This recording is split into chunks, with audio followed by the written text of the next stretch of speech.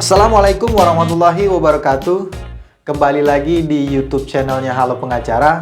Pada episode kali ini, seperti episode-episode sebelumnya, kita akan kembali membahas beberapa pertanyaan terkait dengan isu hukum yang muncul di masyarakat dan juga ditanyakan kepada kami melalui aplikasi Halo Pengacara.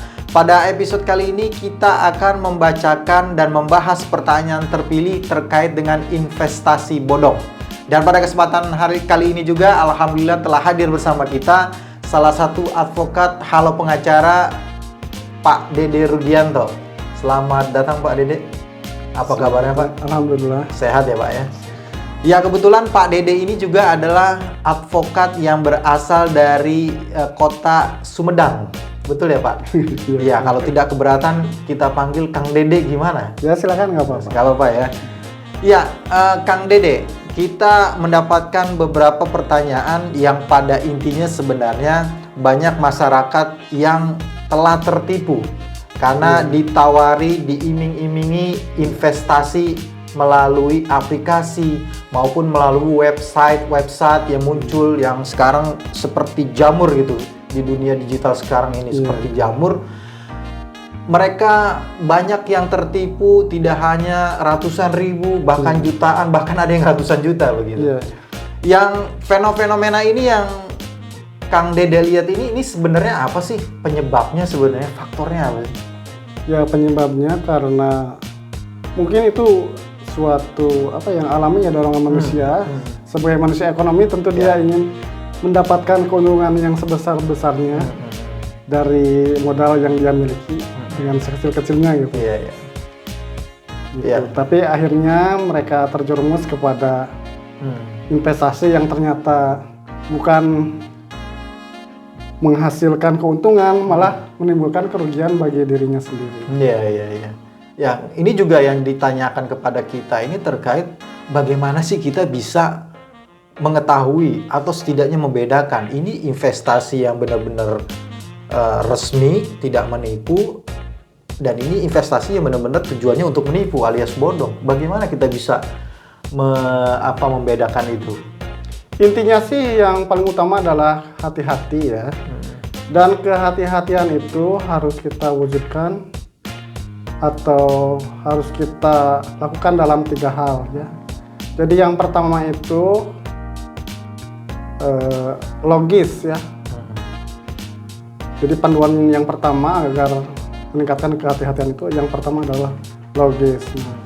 Kita itu jangan cepat tergiur dengan keuntungan yang ditawarkan oleh investor siapapun juga ya, apalagi keuntungannya tidak wajar, kemudian keuntungan besar, plat misalnya tiap bulan ya, investasi tapi keuntungannya plat misalnya sebulan 20%, 15%. Oh, yang flat itu justru tidak logis ya? Nah, ini mungkin yang menjadi patokan, kita bisa berpatokan ke deposito ya. Misalnya deposito bank itu per bulan katakanlah 5 sampai 5,5% gitu ya. Yang rata-rata yang wajar gitu. Kalau ada yang menawarkan di atas itu, maka kita harus otomatis make sense gitu ya.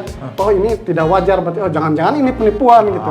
Jadi kalau yang pertama tidak logis, nggak usah ditanyakan ini berizin tidak atau tidak. Kalau tidak logis ya udah aja, kayaknya ini penipuan. Tinggalkan saja gitu. Cari yang lain ya. Cari yang lain atau kita menggali lagi informasi yang lebih dalam mengenai investasi itu gitu ya. Itu yang logis ya? Itu yang logis yang pertama. Kemudian yang kedua adalah legal. Nah, ini legal itu berarti dia terkait dengan perizinan.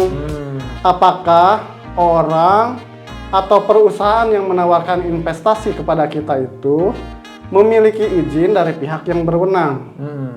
Nah, izin ini tentu saja bukan hanya izin pendirian perusahaan ya, tetapi operasional investasinya.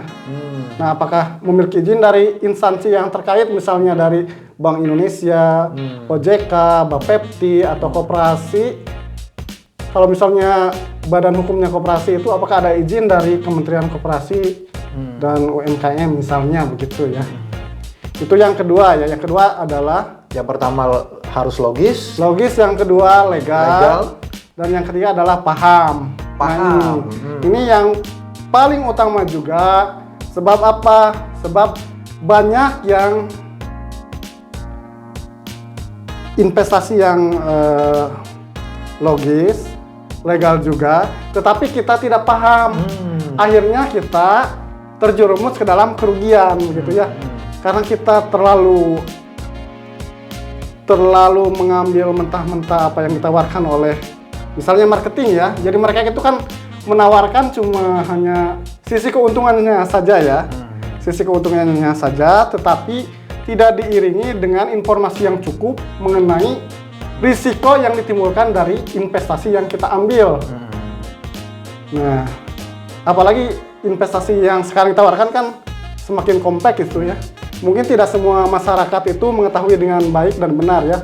Misalnya, kalau mungkin saham agak mungkin dalam waktu yang cepat bisa dipelajari ya. Tetapi di luar itu seperti perdagangan berjangka, cryptocurrency, kemudian forex, trading ya, seperti itu mungkin dia lebih kompleks gitu. Jadi orang itu harus mempelajari lebih dalam juga mengenai risiko yang ditimbulkan dari investasi yang dilakukan. Jangan sampai nanti kita terjerumus atau tidak mengetahui ya langkah-langkah yang kita ambil dalam investasi sehingga menimbulkan kerugian kepada kita ya. Nah, seperti itu. Iya, berarti ada peribahasa tak kenal maka tak untung kali ya. Nah, itu. Makanya kita harus banyak kenal dengan instrumen investasi yang mau kita lakukan gitu ya. Iya, iya. Nah, kan emang ini kan mungkin bagi sebagian besar orang ya yang mungkin dalam kondisi yang sekarang ini serba sulit gitu. Iya. Ya mungkin juga mereka berharap ada keuntungan ya, apalagi ada yang menawarkan angin surga berupa keuntungan yang flat per tahun dengan sekian akan mendapatkan sekian begitu. Tetapi kenyataannya dengan kondisi sekarang ini kan banyak perusahaan-perusahaan juga yang tidak bisa memperoleh keuntungan, bahkan rugi begitu ya. Iya, iya. Itu yang legal juga mungkin. Itu yang legal lah, apalagi yang tidak legal gitu. Jadi sebenarnya untuk kita bisa mengetahui dia logis, dia legal, kemudian kita bisa paham dengan instrumen investasi yang mau kita lakukan, itu apa yang harus kita lakukan step-step langkah-langkahnya gitu, Pak Dede? Ya, yang paling utama tentu saja adalah melakukan literasi penelusuran begitu ya. Ya, kita harus mungkin banyak baca, terus mendapatkan informasi. Kalau tidak tahu mungkin kita bisa bertanya ya. Iya, iya. Misalnya ke OJK, Bapepti lewat website resminya di YouTube juga sekarang udah mulai banyak gitu banyak ya. Mungkin bisa ditelusuri juga di sana juga kan. Iya. Kita bisa melihat pengalaman orang tertipu dengan investasi tertentu ya. Iya. Nah, jangan sampai apa yang telah orang lain lakukan dan menimbulkan kerugian kita ikuti begitu. Iya. Jadi cukup orang lain saja ya. Iya. Kita tidak usah ikut tertipu juga. Iya, artinya kita harus sering banyak membaca dan sering banyak mendengar dan sering banyak bertanya begitu ya, Pak Kang Dede ya. Nah, tadi kan bicara terkait dengan kita juga harus tahu dari pengalaman-pengalaman orang yang sudah tertipu gitu ya dengan itu menjadi bahan panduan kita dan evaluasi kita. Nah, terkait dengan itu ada nggak pernah Kang Dede ini menangani perkara orang-orang yang tertipu dengan investasi katakanlah bodong lah begitu ya? Iya, iya. Ya ada beberapa sih. Ada yang betul-betul bodong ya. Ada juga yang sebenarnya itu adalah investasi legal secara dan logis juga ya, tetapi karena si perusahaannya tersebut tidak bisa mengelola investasi dengan benar, kemudian si klien kita juga tidak meningkatkan kepahamannya terhadap investasi tersebut, sehingga ia terjebak pada kerugian gitu yang ditimbulkan. Jadi mungkin itu jatuhnya bukan penipuan, tetapi ada semacam wan prestasi atau perbuatan melawan hukum. Perdata gitu ya. Iya, perdata. Kalau untuk yang benar-benar bodong mungkin jatuhnya kepada penggelapan, penipuan. Mungkin juga kalau kita laporkan ke polisi dia bisa masuk dalam kategori pencucian uang juga mungkin, atau melanggar undang-undang ITE ya. Gitu. Karena menyebarkan berita bohong yang menyebabkan kerugian kepada halayak. Ya. Ini pertanyaan pamungkas nih, Pak Kang Dede ya. Iya.